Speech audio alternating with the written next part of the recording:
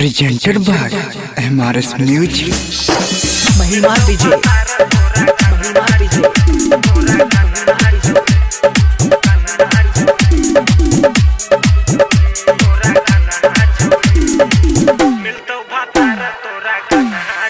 कोई के जेबी कोई तनहा छौरी मिलतो भतार तोरा कन्हा छौरी बुझले ने दिल हमर तोर देल दिल तोर दिल सबर के बनहा छौरी कोई के जेबी कोई तनहा छौरी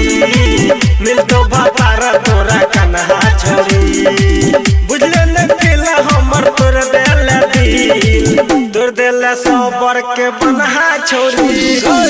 कोई के जेबी कोई तनहा छौरी मिलतो भतार तोरा कन्हा छौरी। महिमा डीजे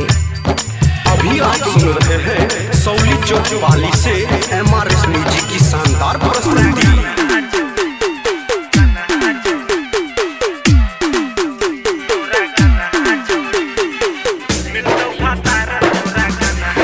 भरे छल प्यार कोई हमारा से जनके कोना हमें जीवोई हमर छुतैया परंगे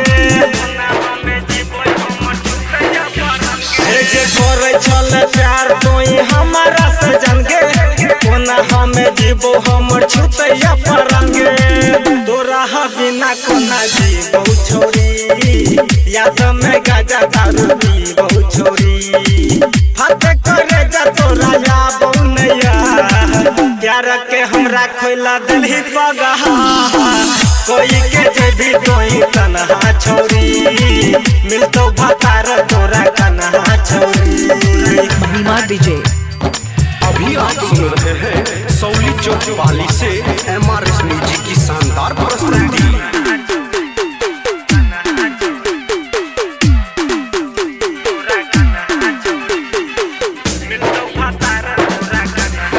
रूपे सहुने के कोई बात नहीं माने छे राई तरह सहानी के दर्द नहीं जाने छे के रूपे सहुने के कोई बात नहीं माने छे राई तरह सहानी के दर्द नहीं जाने छे संजीता छोटू छोटी बाना छोरी दोसर के बना भी जनाना छोरी खुश छी कोई सुन नहीं के जान कैले ने बात के हमर सनहा छोड़ी गए कोई के जेबी कोई तनहा छोड़ी मिलतो भतार तोरा कन्हा छोड़ी।